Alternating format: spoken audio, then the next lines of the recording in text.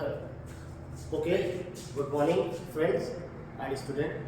Today we will discuss our topic that is आज का हमारा टॉपिक है motion of charge particle in electric field. ये हमारा आज का टॉपिक है। मतलब एक चार्ज पार्टिकल को हम इलेक्ट्रिक फील्ड में रखेंगे और उसके मोशन की स्टडी करेंगे कि वो मोशन कैसे कर रहा है। फॉर एग्जांपल जैसे मान लीजिए यहाँ पर थोड़ा सा क्लास लेवल की चीज़ों को आपको याद करना पड़ेगा। जैसे कि एक हमने प्लेट लिया, ठीक है ना, ये हमारी एक प्लेट है और इस प्लेट के अंदर एक इलेक्ट्रिक फील्ड को हमने स्टैब्लिश किया। मान लीजिए थोड़ी देर के लिए इलेक्ट्रिक फील्ड हमारी किधर है, ऊपर की तरफ, और ये यूनिफॉर्म इलेक्ट्रिक फील्ड है, ठीक है ना, मतलब एक यूनिफॉर्म इलेक्ट्रिक फील्ड है। और आप जानते हैं कि जो हमारी इलेक्ट्रिक फील्ड होती है वो हमेशा पॉजिटिव चार्ज से निकलती है और नेगेटिव चार्ज की तरफ जाती है। फॉर एग्जांपल इस प्लेट को मैंने अगर पॉजिटिव चार्ज दे दिया तो क्या मैंने ये सही किया कि इलेक्ट्रिक फील्ड पॉजिटिव से निकलती है और जाती किधर की तरफ है, नेगेटिव की तरफ। तो मैंने यहाँ पे इस पर नेगेटिव प्लेट चार्ज कर दिया है।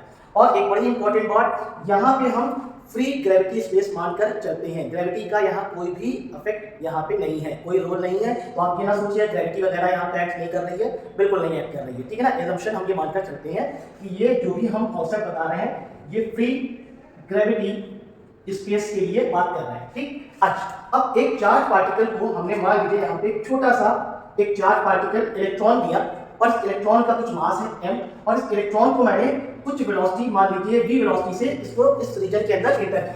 इस प्लेट का ये एक रीजन है, मान लीजिए इसके अंदर हमने एंटर किया। अब हम मान लेते हैं थोड़ी देर के लिए इस प्लेट की जो लेंथ है वो l दी गई है।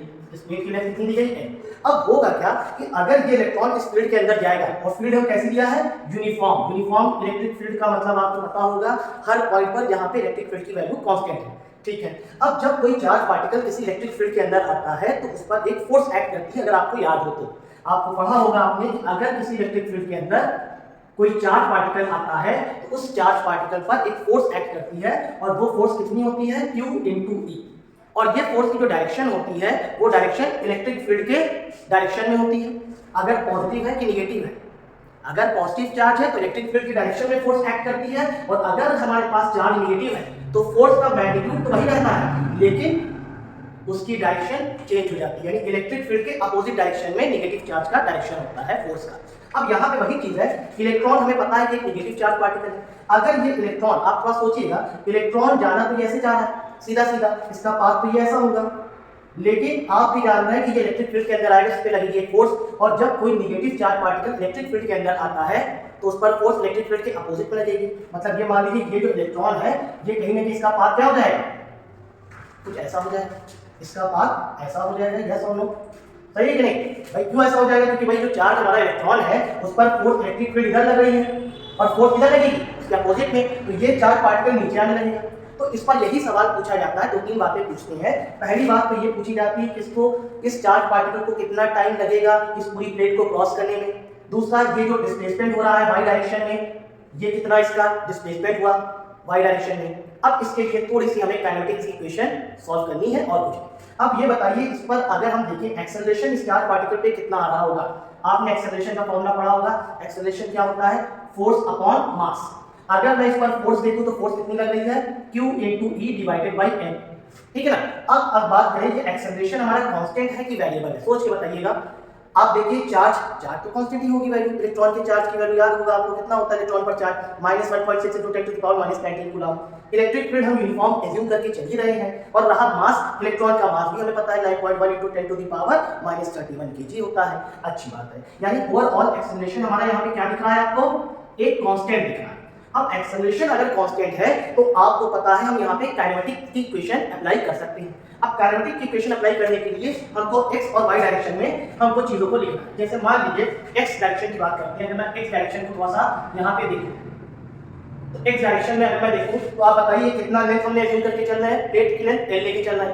इसकी स्पीड हमने इनिशियली v माना है, तो हमने कहा कितना टाइम लगेगा, आपने पढ़ा होगा फॉर्मूला, स्पीड बराबर क्या होता है, डिस्टेंस अपॉन टाइम।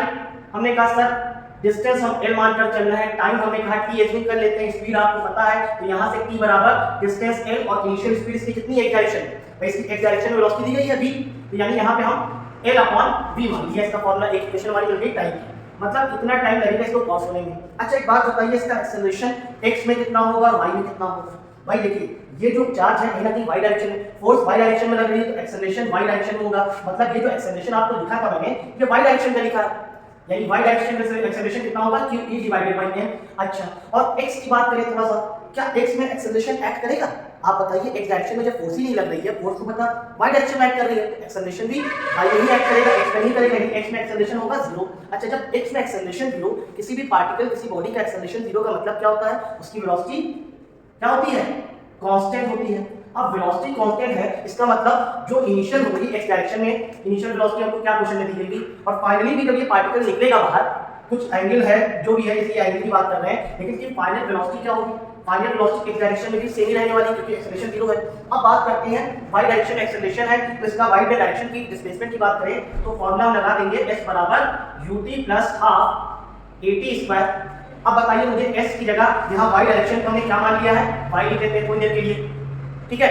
ut, अब u की वैल्यू क्या है बताइए, y डायरेक्शन की वेलोसिटी कुछ दी गई है, y डायरेक्शन में वेलोसिटी क्या है, y डायरेक्शन में तो वेलोसिटी इनिशियली 0 है ना भाई, यहाँ पे आपने x डायरेक्शन में वेलोसिटी माना है, तो यहाँ पे u अगर y डायरेक्शन की हम बात करें तो y डायरेक्शन में वेलोसिटी है 0, टाइम कुछ भी रखोगे 0 से मल्टीप्लाई करोगे 1/2 a एक्सेलरेशन। यहाँ y डायरेक्शन की बात कर रहे हैं, समझ लीजिए पूरा हम y डायरेक्शन को सॉल्व कर रहे हैं, तो y डायरेक्शन में एक्सेलरेशन कितना दिया है, qe डिवाइडेड बाय m, ठीक है, और इनटू t स्क्वायर। आइए थोड़ा सा यहाँ पे हम t स्क्वायर और t स्क्वायर थोड़ा सा इसके और सॉल्व करते हैं तो हमें y बराबर मिल जाएगा, यानी y डायरेक्शन में डिस्प्लेसमेंट कितना मिल गया, half qe divided by m, t की वैल्यू कितनी आई हमारी l, ये हो जाएगा l square upon v square. तो ये फॉर्मूला आपको मिल गया, जहां पे आपको केवल इतना बताना था कि ये पार्टिकल का जो डिस्प्लेसमेंट हो रहा है y डायरेक्शन में वो कितना हो रहा है, half qe upon m l square v square, जहां पे l लेंथ है की, v क्या है, वेलोसिटी है, जिस इनिशियल वेलोसिटी से चार्ज पार्टिकल को इंटर कराया गया फील्ड है, ठीक है ना। बाकी q इलेक्ट्रिक फील्ड का चार्ज, मास, सारी चीजें आपको क्वेश्चन में दी जाएगी। 2025 के जेईई के मेंस पेपर में जो कि जनवरी अटेम्प्ट में अभी हुए हैं हमारे, उसमें एक सवाल पूछा गया था और यही पूछी गई थी। तो आपने टाइम निकाल दिया, डिस्प्लेसमेंट निकाल दिया। अब दूसरी बात आती है एंगल ऑफ डिफ्लेक्शन की। एंगल ऑफ डिफ्लेक्शन के लिए आपसे पूछेगा जैसे यहाँ से एंगल कितना निकल रहा है, तो आप सिंपली tan थीटा का फॉर्मूला लगा सकते हैं। उसके लिए अभी हम नेक्स्ट क्लास में आपको बताते हैं, फिलहाल इसको आप नोट करें। Thank you.